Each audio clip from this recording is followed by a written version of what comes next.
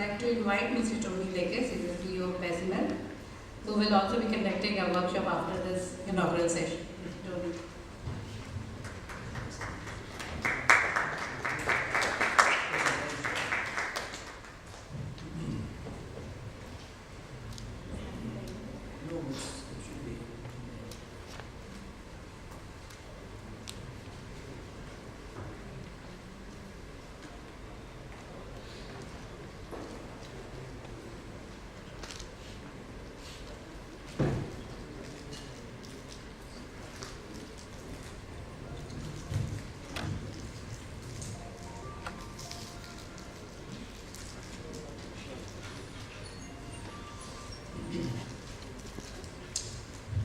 Namaskar.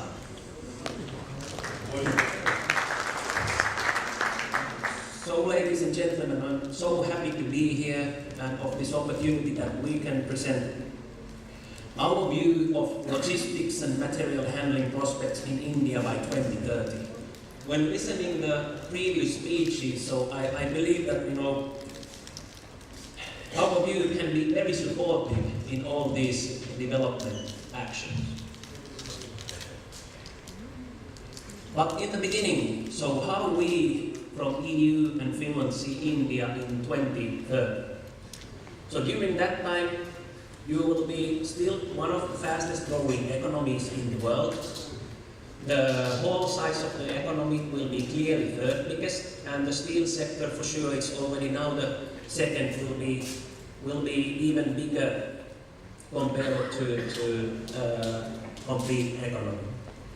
There is a large engineer production with good technical education and skill level, some high-level institutes, excellent foundation for international business since everyone speaks English, and high-level management skills. Like we know, many global companies are having their leaders from India.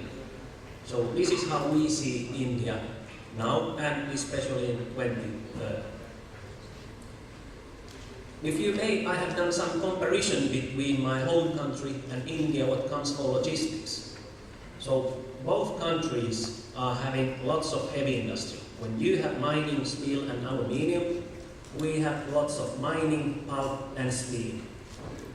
And if we compare the railways, we can see from the figures that we are actually in very similar condition. The average train speed in India is 24, when in Finland it's 30 kilometers.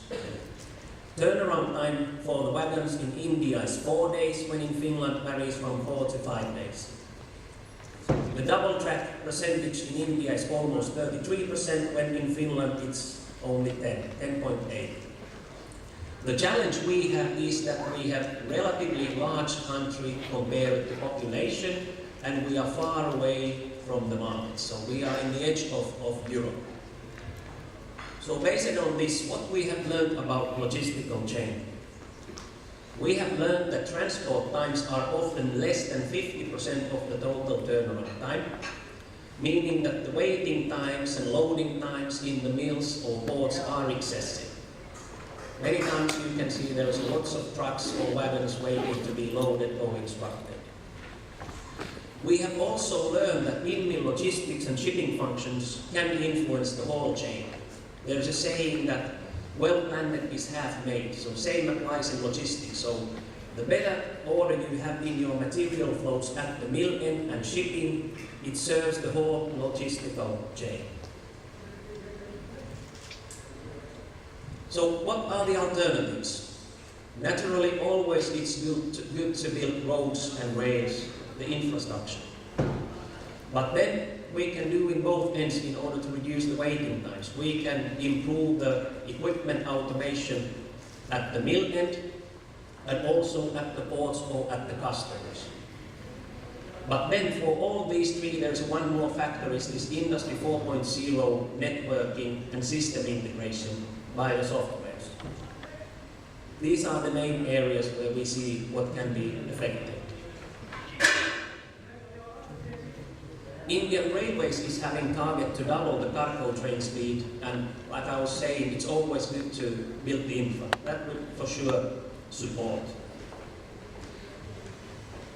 But what we have learned is that there is more than 50% potential to improve the logistics chain at the mill end and also at the ports. I have an example from Finland. We very seldom build the new mills, but this happened 2-3 years ago. There was a 1.5 million ton mill investment decided to build to the middle of Finland. Logistical chain was actually acting a big role in the final decision, since the state railways offered the standard service, which was 96 hours, 4 days to the mill. And that would require investments to 5 locomotives and 176 wagons. Cost for the double track would be more than 1 billion, so that was out of the question. Still, customer requirement, they insisted to have the round trip time to be reduced to 1.5 days, meaning 36 hours. That would mean 3 locomotives and 66 wagons. This challenge was solved by building an automated distribution center to the mill end. That meant that there was an automated LSRS system and automated loading functions. Then, not just these functions, but the whole chain was extended with the software, Industry 4.0 software, which was supporting the other actions. There was an RFID tags on each trailer, there was a GPS following up all the time, and then instructions for the ports and the drivers. The total investment in the mill was 20 million euros, and the same amount and even more was already saved in the investments for trains and equipment for wagons. And based on this, since there is lots of similarities and large engine production, so what would be the potential development prospect? One alternative for support this, how we see it by 2030. First, increase the equipment automation at the mill. Automate the shipping functions. Many companies here in India are already doing this. There's a good examples like from JSW. That means that there is some automated functions in the mill, doing automated storing, maybe shipping. That is well controlled with logistics software, YMS, DMS, and of course discussing with the business. But this, what we did in Finland, we expanded this, and this can be done also here, based on the speeches what I heard earlier. So this can be connected also to the other customers, ports, and these, and start to communicate. And this is Industry 4.0 level. And actually this is the infrastructure what we already have. So there is internet. In practice, almost everyone is having a smartphone. So we can connect ourselves to each other and reduce the times what are happening and optimize the times. This is something what I see would be very potential since the good skills of software engineering in India. We will continue this in our workshop, which is right after this inaugural session. Shukriya.